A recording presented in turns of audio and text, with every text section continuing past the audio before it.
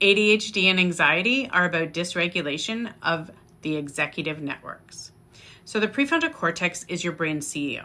It's responsible for planning, speech and language, attention, working memory, and emotional regulation with the bridge to your amygdala.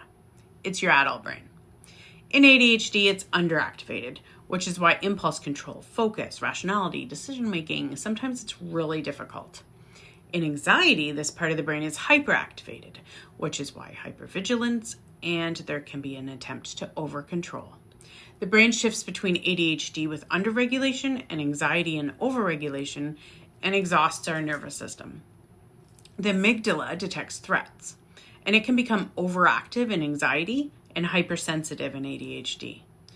And then the body gets flooded with cortisol and adrenaline when there's a perceived threat. This is our survival response. We're meant to have that. It is literally, however, like trying to focus on something important while there's a loud smoke alarm screaming at you.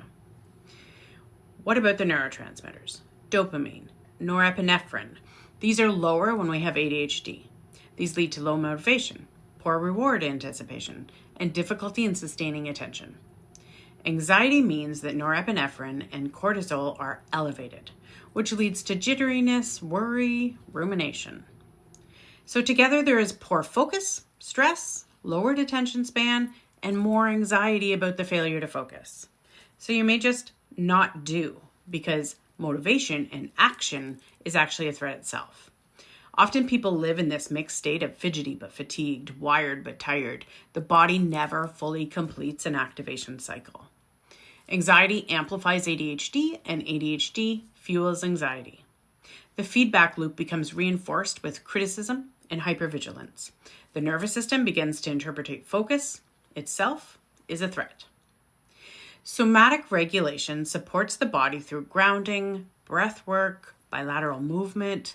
Tools like brain spotting and the prefrontal functioning can become restored.